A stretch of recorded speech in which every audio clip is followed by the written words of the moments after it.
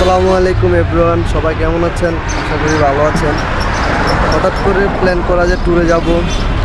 মূলত আজকে যাব সীতাকুণ্ডের উদ্দেশ্য, ওইখান থেকে আরও অন্য জায়গায় যেতে পারি। বর্তমানে আমি আছি এখন মাদেয়া, ছিলাম নানুর বাসায়, তাই আমি একটু আগে চলে আসছি। ওরা বাড়ি থেকে আসতেছে, আমি ওদের জন্য ওয়েট করতেছি। অলরেডি গাড়ি চলে আসছে, গাড়ি ওই যে সামনে যে আরেকটা আছে কালো, ওইটাই। সো গাইস, গাড়িতে উঠে পড়লাম, এখন রওনা হলাম সীতাকুণ্ডের উদ্দেশ্যে। বড় ছোট সবাই মিলে যাচ্ছে একসাথে, অনেক মজা লাগতেছে, অনেক আনন্দ লাগতেছে এবং সবাই অনেক খুশি মনে আছি। সাপ্রি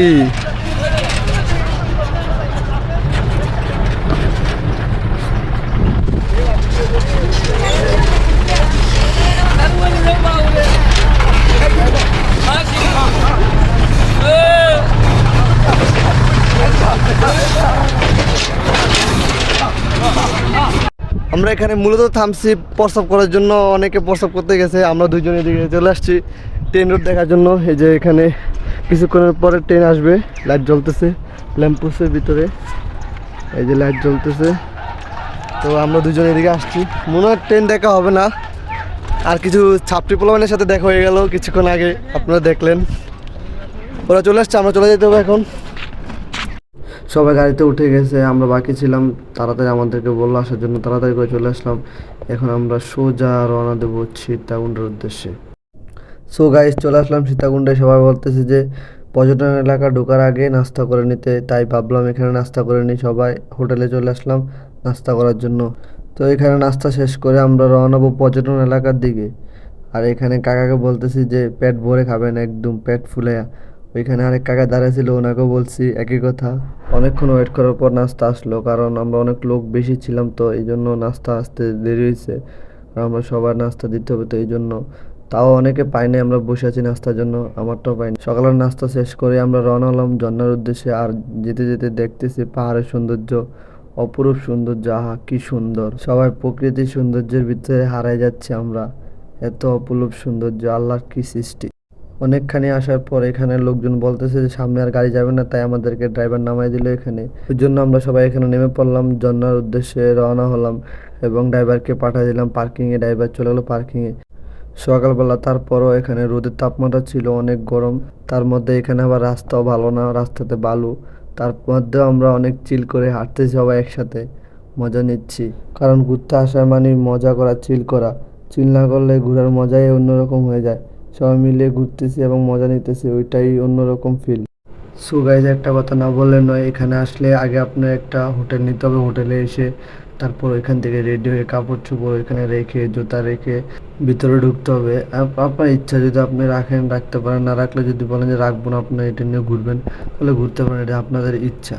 এবং ওই হোটেলে আপনার খাবার অর্ডার করে আসতে হবে। যখন যে খাবারই খাবেন আপনারা, দুপুরের হোক আর রাত্রের হোক, সন্ধ্যার হোক, রাত্রেবেলা তো অবশ্যই না, সন্ধ্যার খাবার অথবা দুপুরের খাবার, সকালের খাবার অর্ডার করে আসতে হবে আপনাদেরকে। তারপর ওইখান থেকে রওনা দিতে হবে আপনাদের ঝর্ণার উদ্দেশ্যে, অথবা পাহাড়ে উঠেন যদি, তাহলে পাহাড়ের উদ্দেশ্যে।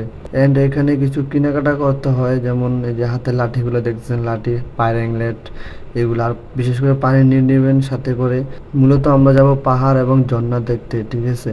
তো এখানে ঢুকতে হলে 20 টাকা করে টিকিট দিতে হয়। আমরা টিকিট দিয়ে, আমরা 12 জন ছিলাম, সবাই 12 জন একসাথে ঢুকে পড়লাম। আর যারা বিশেষ করে প্রথম ফার্স্টে যাচ্ছেন পাহাড়ের উদ্দেশ্যে, কিন্তু পাহাড় বাওয়ার কোনো অভিজ্ঞতা নেই, তারা লাঠিটা কিনলে পারেন, আর অন্যরা না কিনলেও পারে। এটা আপনাদের একান্ত ইচ্ছা।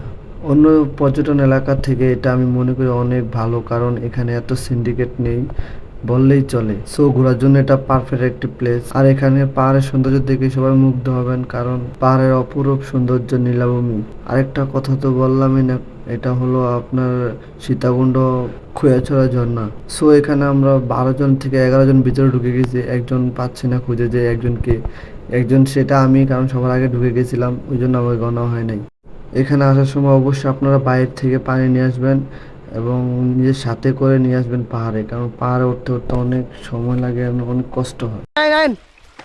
Fast fast.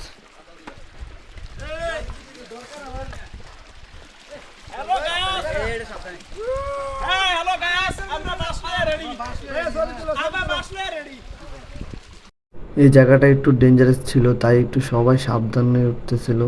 এদিকে কতই না সুন্দর, পাহাড়ের বুক ছেয়ে পানি আসছে, এদিক দিয়ে দেখতে অনেক সুন্দর লাগছিল। সো গাইস, পাহাড়ে উঠতে উঠতে অনেকগুলো ঝর্ণা দেখলাম এবং আমরা আছি অনেকটাই উপরে। এদিকে আমাদের টিম মেম্বার দুজন, দেখেন ওনারা কোথায় বসে আছে, আমরা আর একটু উপরে ওদের থেকে। ওই যে দেখা যাচ্ছে ওনারা ওইখান থেকে নেমে যাচ্ছে, কারণ ওনারা আমাদের কাছে আসবেন এবং আমাদেরকে হাই দিতেছেন। সো গাইস, শুনছিলাম যে এখানে 11টা ঝর্ণা আছে আর আমরা এখন 5 নম্বর ঝর্ণাতে অবস্থান করতেছি। আর আমাদের টিমমেট সবাই নিচে, আমরা শুধু 4 থেকে 5 জন উপরে আসছি। এরা উপরে আর উঠতে পারে না, এই জন্য আমরা উপরে চলে আসছি। উপরে ঝর্ণাটা আরো অসাধারণ, অনেক সুন্দর, তাই আমরা আর দেরি না করে চলে আসলাম উপরটাতে এবং আপনাদেরকে দেখাচ্ছি উপরের ঝর্ণাটার সৌন্দর্য।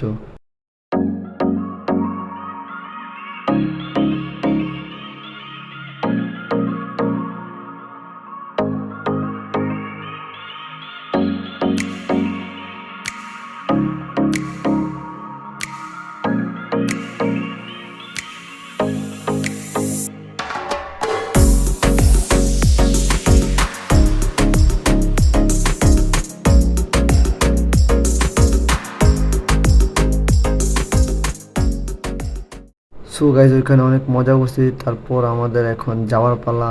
পাহাড় থেকে আমরা নামতেছি। নামার সময় মনে হচ্ছে যে অনেক ভয়ঙ্কর, কারণ উঁচু থেকে নিচের দিকে তাকালে হাত পা এভাবে কাঁপতেছে। তো ওই জন্য আমরা অনেক ধীরে ধীরে আস্তে আস্তে নামতেছি সাবধানে, কারণ পায়ে একটু স্লিপ কাটলে একদম নিচে নিচে পড়লে তো বাঁচার কোনো সিস্টেমই নেই। সো সাবধানে। তো গাইজ, আমাদের সীতাকুণ্ড ঝর্ণা ঘোরা শেষ অলরেডি। আমরা নিচে নেমে খাওয়া দাওয়া করে রওনা হবো চট্টগ্রামের উদ্দেশ্যে এবং নেক্সট পার্ট আসতেছে চট্টগ্রাম সি বিচ এবং কর্ণফুলী টানেল। সো সবাই নেক্সট পার্ট দেখার জন্য রেডি থাকবেন। অবশ্যই এই ভিডিওটা ভালো লাগলে এটাতে লাইক কমেন্ট শেয়ার করবেন, ফলো করতে অবশ্যই ভুলবেন না। আজকে এতটুকুই, ইনশাল্লাহ আবার দেখা হবে নেক্সট পার্টে। আল্লাহ হাফেজ, ভালো থাকবেন।